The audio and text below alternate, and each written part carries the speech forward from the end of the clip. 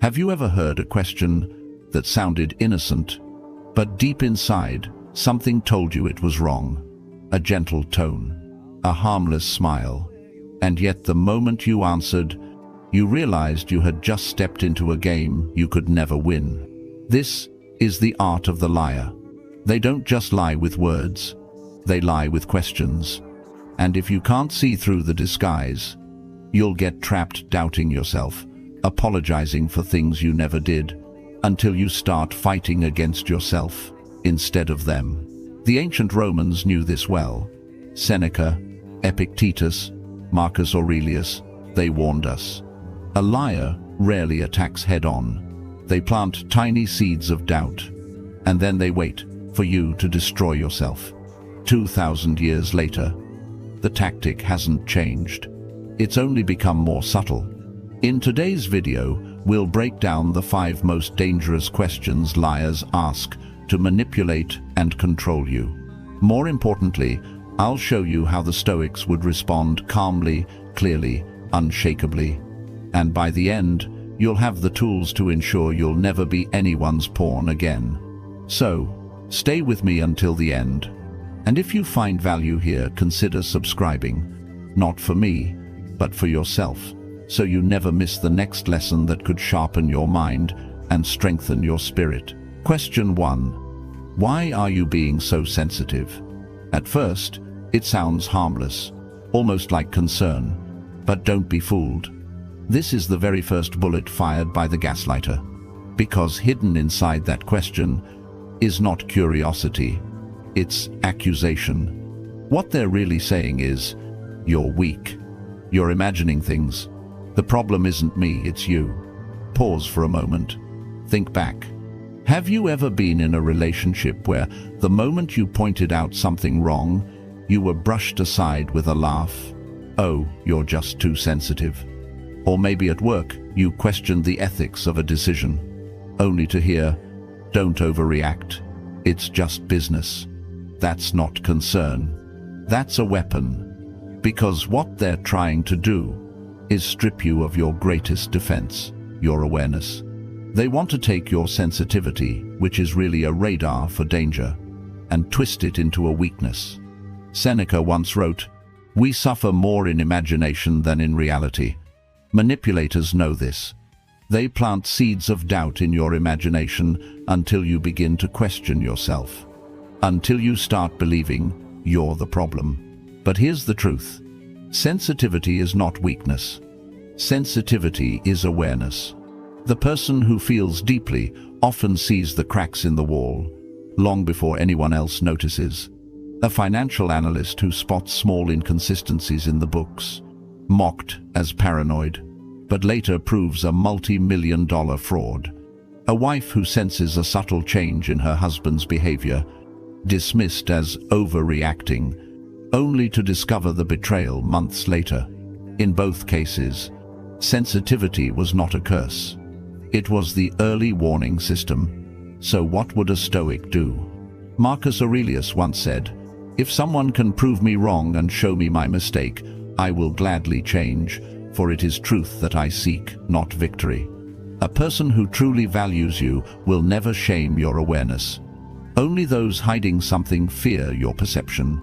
So next time someone throws the line, "Why are you being so sensitive?" Don't get angry. Don't defend. Simply look at them and calmly reply, "I'm not being sensitive. I'm being observant. Does that make you uncomfortable?" One sentence. And you'll watch as the mask begins to slip. Question 2. You trust me, right? It sounds so gentle, so innocent. But beneath the surface, this is not a question. It's a trap. Because anyone who demands trust instead of earning it has already revealed their hand. Think about it. A trustworthy person doesn't need to ask for your faith. Their actions speak louder than words. Day after day, consistency builds trust. But when someone looks you in the eye and insists, "You trust me, right?" what they're really saying is this: don't think, don't question, just hand me the keys to your mind. Epictetus warned us, It is impossible for a man to learn what he thinks he already knows. Liars understand this truth. They use that question to shut down your curiosity, to make you feel guilty for being cautious, to convince you that asking for proof makes you disloyal. But caution is not betrayal. Caution is wisdom. Think of the business partner who won't show you the numbers, but leans in and says, "Trust me." Or the lover who hides their phone, yet repeats, "Don't you trust me?" They're not building trust. They're demanding blind faith. And blind faith is the breeding ground of betrayal. So how would a Stoic respond? Not with panic, not with defensiveness, but with calm detachment. This is apatheia, the Stoic discipline of not letting emotion override reason. When faced with the words, "You trust me, right?" Pause, breathe, and reply, "Trust is earned through consistency. Are you asking me to ignore my judgment?" That single line flips the entire frame, because now the spotlight is on them, not on you. A liar will stumble, change the subject, or lash out. But a person of integrity, they won't be offended. They'll simply keep showing you, through their actions, that they are worthy of trust. Remember, trust is not a gift handed out under pressure. It is a fortress built stone by stone, through time, truth, and consistency. And the Stoic never forgets. To give away that fortress too quickly is to surrender your peace. Question 3. Are you accusing me of something? This one is clever. It looks like a simple question, but it's actually a shield, a way to flip the frame and put you on trial. Here's how it works. You raise a concern. You notice something doesn't add up. You ask a question, and suddenly, instead of answers, you get a sharp counterattack. Wait, are you accusing me of something? Now, without realizing it, you're no longer the observer. You're the villain. The spotlight is off their behavior and burning down on you. This tactic forces you into defense mode. You rush to explain yourself. You backpedal. You say things like, "No, that's not what I meant." And in that moment, you've lost your power. Marcus Aurelius wrote, "The best answer to anger is silence." But silence, in Stoicism, does not mean surrender. It means refusing to play the game on someone else's terms. Think about a courtroom. If the guilty can make the judge apologize, the trial collapses. That's exactly what this question is designed to do. So how do you respond? With stillness, with composure. The next time someone snaps, "Are you accusing me of something?" Don't rush to fill the silence. Hold your ground. Maintain eye contact. Wait 2, maybe 3 seconds. And then calmly say, "Should I be?" It's just 3 words. But those 3 words flip the pressure back where it belongs. They pierce the mask. Because liars expect panic. They never expect power. Real-world examples. A boss confronted about missing funds. "Are you accusing me of stealing?" A partner questioned about secrecy. "Are you accusing me of cheating?" In both cases, the goal is the same: to turn your search for truth into an attack you must defend. But the Stoic refuses to be baited. He knows that truth does not panic. And wisdom does not apologize for observation. Remember this: the one who asks, "Are you accusing me?" is often revealing more than they realize. Question 4. Would I ever lie to you? This one is poison wrapped in velvet. It sounds tender, almost wounded, as if you've insulted them simply by doubting. But ask yourself this: why would someone need to ask such a question unless they already sensed you were close to the truth? "Would I ever lie to you?" is not really a question. It's theater. It's a performance designed to paint them as noble, and you as cruel for even imagining otherwise. It's not about honesty. It's about guilt. Because if they can make you feel guilty for doubting, you'll stop asking. You'll silence your instincts. and you'll hand them exactly what they want. Blind trust. But the Stoics remind us, truth is never offended by scrutiny. Seneca wrote, "If it is not true, do not say it. If it is not right, do not do it." A person of integrity doesn't need to convince you they're incapable of lying. They let their actions speak, day after day, without fanfare. Think about real life. The partner who hides their messages, then says, "Would I ever lie to you?" The colleague who dodges accountability, but insists, "Come on, would I really lie?" The more they plead innocence, the more you should question what lies beneath. So how would a Stoic respond? Not by taking the bait, not by scrambling to reassure. Instead, with calm clarity. The next time someone asks, "Would I ever lie to you?" Pause. Let the silence work. And then reply, "That's not the question. The question is, would I know if you did?" In that instant, you shift the power.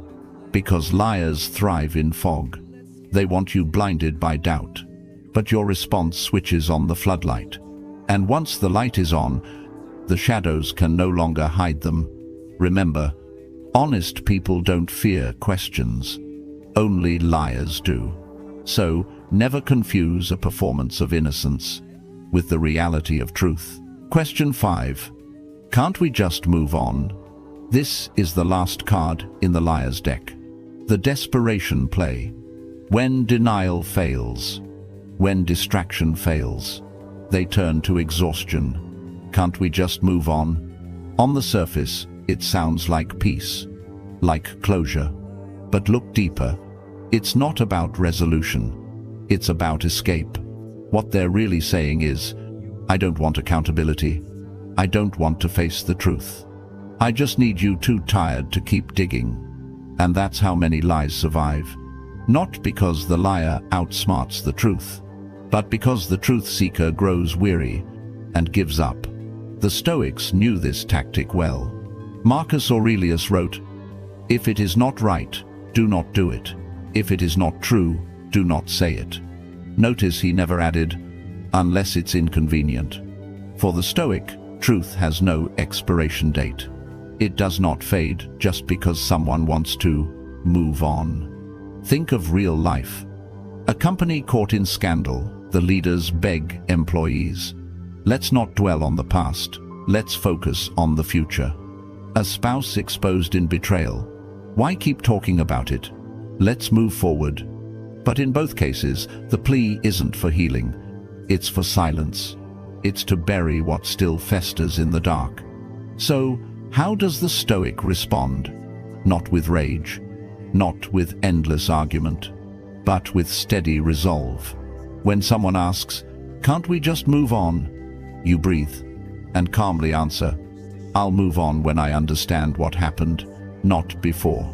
That single sentence anchors you in truth.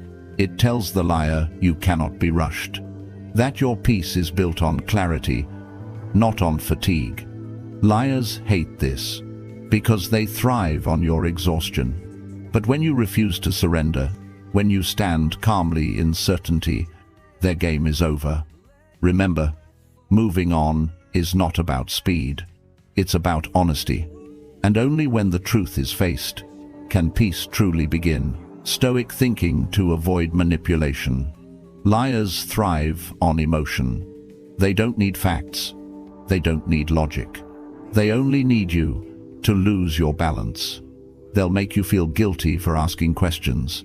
They'll shame you as too sensitive when you notice the cracks. And when guilt and shame don't work, they'll exhaust you until you're too tired to keep searching for truth. That's the battlefield of the manipulator. Not truth, not reason, but emotion. And this is exactly where Stoicism offers a shield. Epictetus taught, "Some things are in our control, others are not." This single distinction is the foundation of freedom. When you know what belongs to you and what doesn't, you cannot be enslaved by their tactics.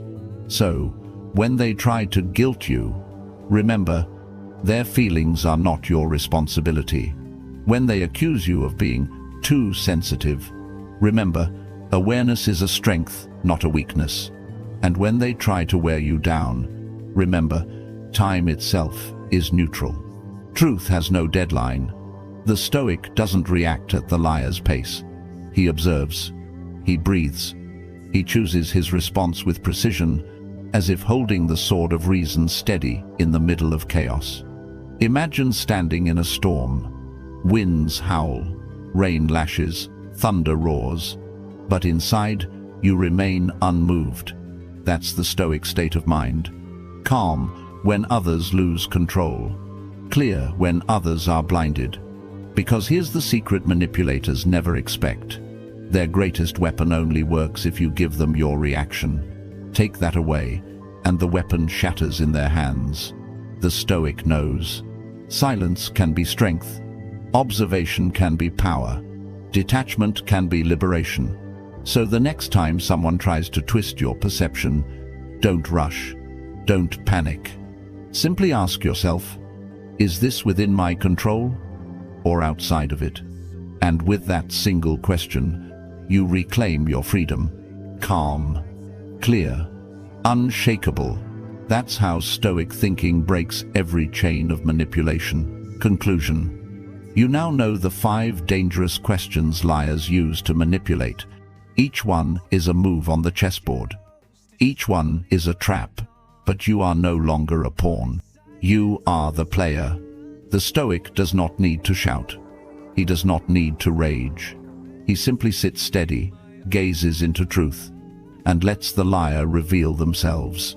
Seneca, Epictetus, Marcus Aurelius. They all knew the same reality. The man who sees clearly is dangerous, not because he is violent, but because he cannot be controlled. So remember, you are not cruel for having standards. You are not harsh for seeking truth. You are not weak for noticing deception. You are awake. And in a world of shadows, the awake are feared. Choose clarity. Choose reason. Walk as a Stoic warrior, calm, observant, unshakable. If this message speaks to you, tap like, subscribe to the Stoic Habit, and share it with someone who needs it. And in the comments, write just 3 words: I choose clarity.